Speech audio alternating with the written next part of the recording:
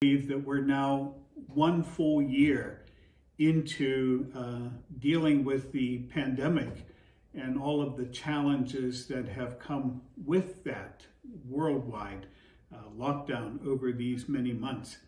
But I'm grateful for the opportunity to share with you some important diocesan updates, as well as some words of encouragement as we move closer and closer to the great Feast of Easter in just a couple of weeks.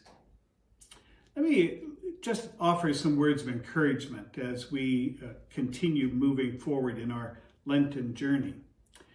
A few weeks ago, on the first Sunday of Lent, I had the great joy of celebrating the Rite of Election at our cathedral church. And it's on that particular day that people come from all over the diocese, those that are entering into the life of faith in the church. We had 28 catechumens, those who have never been baptized before and would be baptized and receive the sacrament of confirmation and Holy Communion, along with 40 candidates, those who had been previously baptized in another faith tradition and would be coming into full communion. All of them coming into full communion with us at the Easter Vigil. That's a cause for great joy. Also, we've just launched the spring confirmations. And because in the fall we had to delegate that faculty to the pastors to be able to celebrate confirmations because we were still in the thick of the pandemic, I'm thrilled to be able to be celebrating these spring confirmations once again. And this year, because this is our 50th year, 50th anniversary year here in the Diocese of Kalamazoo, all of the confirmations are being celebrated at our cathedral church, the spiritual home for our entire diocese. As we all know, we've also marked that 1-year anniversary from the time that the World Health Organization officially declared the COVID-19 virus a pandemic. Last year, as we were thinking about Holy Week and these weeks of Lent, we sadly were celebrating those great moments in empty churches with no one able to participate except the priest that was celebrating the Mass. And we were doing the best that we could to try to make sure that we were live streaming everything so that you could participate, though from a distance. I'm happy, so happy, I'm sure that we all are, that that's not the case this year. In anticipation of Holy Week, and in light of some recent changes made by the state of Michigan, I've recently also met with some of our diocesan staff and consulted with our priest council to discuss some important new guidelines, as well as the necessary changes that we'll have to make to our Holy Week liturgies. Let me just start with some of the more general guideline updates. These updates, which were just distributed to all of our priests, are in the process of being shared with everyone throughout the diocese, will become effective on the feast of St. Joseph, the great St. Joseph. And these guidelines will become available on our diocesan website. And they, as I say, have been shared with all of our clergy in our parishes. The highlights of those modified guidelines are these. First of all, the general dispensation that dispenses all of us from the obligation to attend Sunday Mass are still in effect until further notice. That means that if there's any reason why a person still feels very uncomfortable about coming together into large groups, that they do not have that obligation. They're dispensed from that obligation. However, that general dispensation also comes with a great reminder that none of us are ever dispensed from the obligation that we have to keep holy the Lord's Day. And so whether we're able to come to Mass or not, we should be making sure that we're finding ways to keep that Sunday, that one day a week, very special and sacred in regard to our prayer and the process that we have in order to give honor and glory to God. But for those that are able to come to Mass, for those that are already being out and about doing some other things in their lives, really people should be considering the obligation that we do have to come together to celebrate God's presence among us in word and in Eucharist. So that general dispensation will continue, though, until further notice. Second, we've approved for the parishes that are able to do so, raising the capacity. We've restricted the capacity in the past to 25% of the capacity of our churches.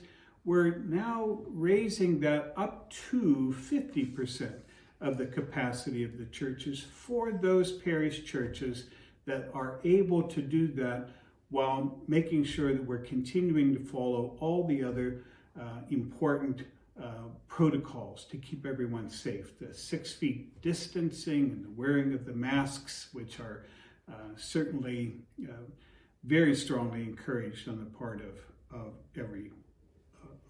part of all the health officials. Now, some parishes won't be able to do much about that because some of our churches are small already, and we won't be able to perhaps increase the numbers of people coming. But for those that are able to figure out ways in order to do that and still follow the other protocols, we're encouraging to increase that capacity up to 50%. Thirdly, in light of some of the other restrictions that are being lifted, we're also now encouraging or allowing parishes that would want to begin to have parish groups and activities of a spiritual nature primarily, not so much the social ones, to be able to come together, as long as we're observing the state of Michigan requirements that would not exceed more than 25 people in a room, still keeping distance and wearing masks and doing all of those things. These events and meetings, however, have to be done in collaboration with the pastor to make sure that the pastor is giving permission for that to take place. But from the diocesan perspective, we can begin to move forward in that regard. And lastly, because Holy Week is such a special week in the year, but it also has some particular aspects that we have to pay special attention to, I just want to bring you up to date on several highlights of Holy Week. First of all, as we know, Holy Week begins with Palm Sunday, that beautiful day when we love to go to church, be able to pick up our palm that we bring home and make sure that we have in prominent places throughout our home. So, but rather than having people pass the palm out, we're just encouraging the parishes to have the palm on a table for you when you come to Mass, to be able to pick up, go to your pew as Mass begins. As you know, at the beginning of Mass on Palm Sunday, the priest comes through and blesses the palm, and that way the palm will be blessed, and then you can take that palm home. On Tuesday of Holy Week, that's the Chrism Mass, and that is a very special, beautiful liturgy in which all of the holy oils that will be used for all of the sacraments throughout the rest of the year are blessed at the cathedral by the bishop. And so at that Mass, that's also when priests come together and to be able to renew their ordination promises. And so that's always a high point. It's a beautiful, beautiful Mass. But we have to restrict it, unfortunately, again this year, to only the priests and the deacons, deacons' wives, and 2 parish representatives, representatives from every parish throughout the diocese that we hope will also be able to come. Because part of the beautiful nature of that is that the oils, after being blessed, are sent back to the parishes where they're used then from beginning with the Easter Vigil for all of the sacraments throughout the rest of the year. On Holy Thursday, of course, we have the Mass of the Lord's Supper. And there's always been that beautiful tradition of the washing of the feet in imitation of Jesus' beautiful example at that Last Supper with his apostles. Unfortunately, we won't be able to allow for the washing of the feet symbolism at the Mass, but all the other things with following the normal restrictions will take place. On Good Friday, as you know, one of the highlights of the solemn liturgy is the Veneration of the Cross. When the cross is held and people can come forward to give thanks for that great act of sacrifice that Jesus offered for the salvation of the world. Only the priest will be able to kiss the cross this year. Other people we're encouraging everyone to come forward to venerate the cross in a beautiful, non-tactile way, through a bow, through a genuflection, whatever way, to give that beautiful veneration to the cross on which our salvation was won. And then on Holy Saturday at the Easter Vigil, the beautiful vigil of all vigils throughout the year, is the lighting of the fire and other beautiful dimensions.